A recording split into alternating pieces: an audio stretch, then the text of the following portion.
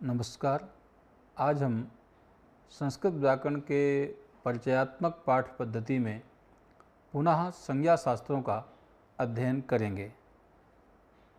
संज्ञा शास्त्र के बाद परिभाषा शास्त्रों का भी हम इसी क्रम में अध्ययन करते हैं। जैसा कि पूर्व पाठों में संज्ञा शास्त्र के विषय में हमने पढ़ा भी है और विशेष करके हम उसी प्रसंग में अग्रिम बढ़ाते हुए परिभाषा शास्त्रों के विषय में हम करते हैं।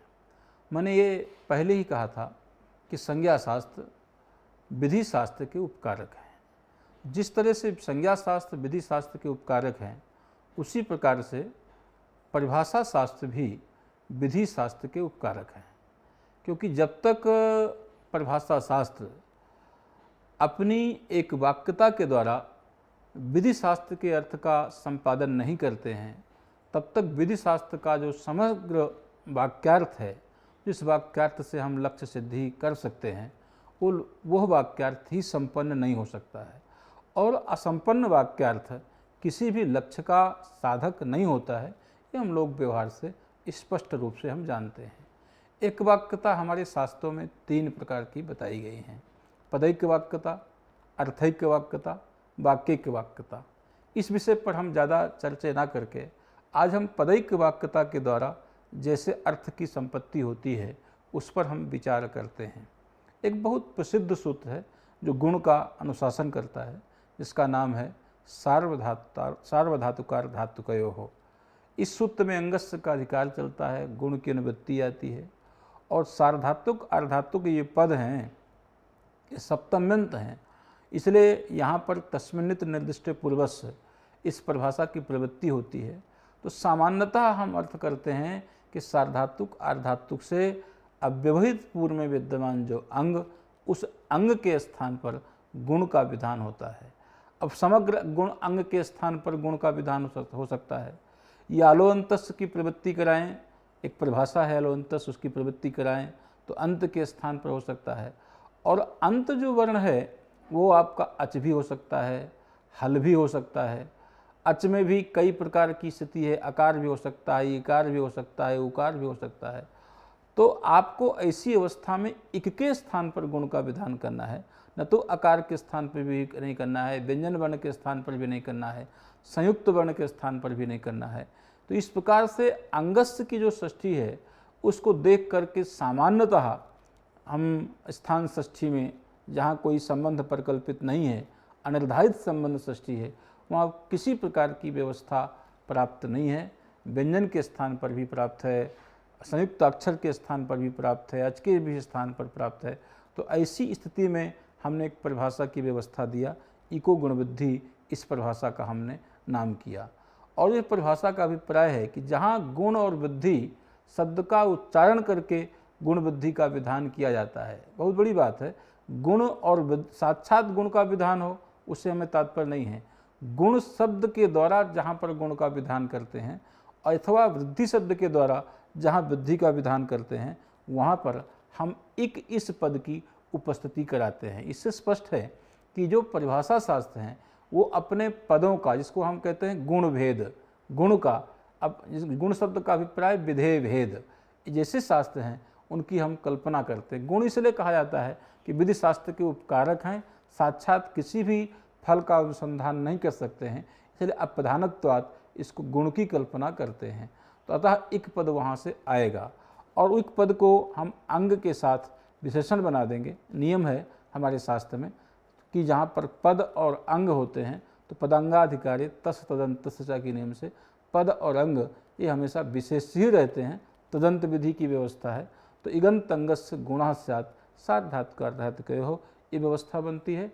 और अलोअंतस्य के साथ भी एक समावेश हो जाता है। सामान्यतः परिभाषा शास्त्र के विषय में हमारे आचार्य ने 3 पक्षों का विचार किया है। एक तक्षेस पद, तदपवाद पक्ष और उसके पश्चात पदोपस्थिति पक्ष। तक्षेस पक्ष सैद्धांतिक पक्ष नहीं है और तदपवाद पक्ष भी सैद्धांतिक पक्ष नहीं है।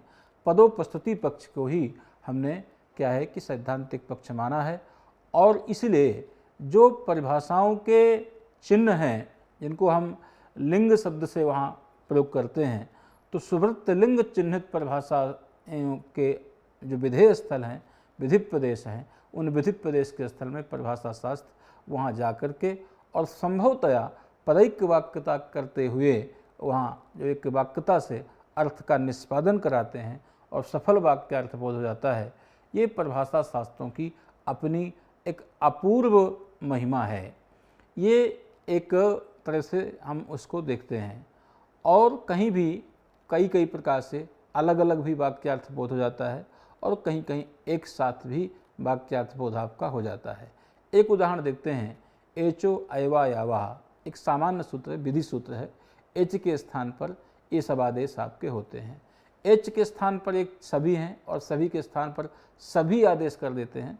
तो एक सामान्य नियम बना दिया आचार्य ने, यथासंख्यम अनुदेशः समानाम। जो अनुदेश है आपका, तो यह जो समानाम अनुदेश है तो यथासंख्य होता है। जो उपस्थित क्रम है उस उपस्थित क्रम को त्याग करने में कोई प्रमाण नहीं है, कोई युक्ति नहीं है, कोई विनिगमना नहीं है। अतः क्रम का आदर हमें करना ही चाहिए। ये शास्त्रकार भी करते हैं। और जहाँ क्रम का ज्ञान नहीं हो जा रहा है, अद्यंतो टकतो इत्यादि सूत्रों में समास के बाद इस क्रम का भान, क्योंकि वहाँ समुदायार्थ में प्रतीति होती है, तो ऐसे अवस्था में भी व्यवस्थित करने के लिए इन सूत्रों की आवश्यकता आपको होती है। और एक बात विचार करते हैं कि यहाँ पर हमारे यहाँ एक स्थानीय है और एक स्थानीय के स्थान पर कई प्रकार के आदेशों की कल्पना की जा सकती है। उदाहरण के लिए हम सूत्र देखते हैं, इको यणचि, ये सूत्र देखते हैं। इक के स्थान पर यण आदेश होता है, अच पड़े रहने पर सामान्यता सूत्र का अर्थ है। इक आपके इक प्रत्याहार है, उसमें ये भी परिभाषिक शब्द है, ई उ री ली, ये 4 वर्ण आते हैं। यण में भी 4 वर्ण आते हैं, या वा रा ला। कुछ ऐसी व्यवस्थाएं हैं जो अनुदित सवर्ण शाप प्रत्यय के माध्यम से इक के बहुत से भेद हो जाते हैं, यण के भी 7 भेद हो जाते हैं। अतः यहाँ उद्देश्य विधेय भाव के जो वर्ण हैं वो समसंख्याक नहीं रहते हैं। अतः हमको कल्पना करनी पड़ती है कि ई के स्थान पर कौन हो, उ के स्थान पर कौन हो, री के स्थान पर कौन हो, ली के स्थान पर कौन है। तो हमने कहा स्थानीय अंतरतमः। 4 प्रकार के अंतरतम होते हैं, अर्थकृत, गुणकृत, प्रमाणकृत, स्थानकृत। उन सब में से जो स्थानकृत आपका अंतरतम है वो अंतरतम स्थानकृत बलवान होता है। इसलिए जब इकार का स्थान तालु माना जाता है और उकार के स्थान पर ही यण का विधान हम कर देते हैं। इस तरह से आदेश व्यवस्था जो यथा आदेश है, उस आदेश व्यवस्था के संपादन में भी हमें परिभाषाओं का एक बहुत बड़ा संबल प्राप्त होता है और जिसके अनुसार हम असंदिग्ध वाक्यार्थबोध की कल्पना करते हुए हम लक्ष्य सिद्धि में सफल हो जाते हैं। एक बात और है कि कुछ आदेश ऐसे हैं संपूर्ण के स्थान पर होते हैं, कुछ अंत के स्थान पर होते हैं और कहीं वहाँ पर बाध्यबाधक भाव भी हो जाता है। इसे सामान्यतः जो षष्ठी को निर्देश करके कार्य होते हैं वो अंत अल के स्थान पर होते हैं।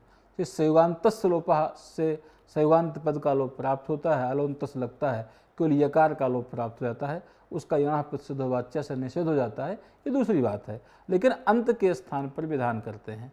लेकिन इसके लिए एक व्यवस्था हमने दिया कि यदि अनेकाल है, सित है, तो वो संपूर्ण के स्थान पर आदेश करते हैं। जैसे इदम इस है तो इदम के स्थान पर, संपूर्ण इदम के स्थान पर इस आदेश करके आगे प्रत्यय इत्यादि करके हम यान इत्यादि प्रयोग की कल्पना करते हैं। तो संपूर्ण के स्थान पर आदेश करते हैं। लेकिन उसके भी अपवाद सूत्र हैं। अगर अनेकाल भी है, गित है, तो गित हो जाने के कारण वो भले अनेकाल है तो अनेकाल से सर्वस्व के नियम से संपूर्ण के स्थान पर उसकी प्राप्ति हो सकती है, लेकिन वो संपूर्ण के स्थान पर न हो करके वो अंत के स्थान पर ही माना जाता है। एक बात मैं और स्पष्ट करता हूँ कि जहाँ पंचमी है वहाँ कार उत्तरवर्ती वो नीचे की ओर, नीचे की शैली में जाता है, और जहाँ सप्तमी है वहाँ जो विधा है वो ऊपर की शैली में चढ़ती है, ऊपर की व्यवस्था देखती है। लेकिन जहाँ पंचमी है, जो पंचम्यंत तस्मादुत्तरस की प्रवृत्ति होती है, वहाँ पर अलोवंतस कभी भी नहीं लगता है, जबकि वहाँ आदेह परस की ही प्रवृत्ति आपकी हो जाती है। और तस्मिन्नित निर्दिष्ट पूर्वस्य है, क्योंकि ये अव्यवहित पूर्व को कार्य करता है, इसलिए यहाँ पर भी उसकी प्रवृत्ति नहीं होती है। इसलिए संज्ञा शास्त्रों में यथासंभव बाध्यबाधक भाव यदि है तो मानना भी पड़ता है। अगर परस्पर समावेश से काम चलता है तो कोई आग्रह नहीं है कि अपवाद पक्षी मानेंगे। यदि संभव है तो उसका हम एक वाक्यता कर भी लेते हैं। इसी प्रकार से बहुत प्रकार से परिभाषा शास्त्रों का प्रणयन है, स्वतंत्र ग्रंथ हैं। कुछ ऐसी भी परिभाषाएं हैं जो हमारे आचार्य के द्वारा, पाणिनि के द्वारा साक्षात पठित नहीं हैं, लेकिन भाष्यकार ने या पाणिनि के कतिपय व्यवहार के द्वारा जो परिभाषाएं अनुमित हैं, उन परिभाषाओं का भी हम यथासंभव अध्ययन करते हैं। जो परिभाषाएं अशुद्धम बहिरंगम अंतरंगे, प्रदेशरेकस्मिन्, सन्निपात लक्षण इत्यादि अनेक परिभाषाएं हैं और जिनके विषय में स्वतंत्र ग्रंथ भी बने हुए हैं। और परंतु इस पाठ में संक्षेपतः परिभाषाओं के प्रयोजन को और उनके महात्म को हम यहीं से अध्ययन करते हुए इस पाठ को विराम करते हैं। धन्यवाद।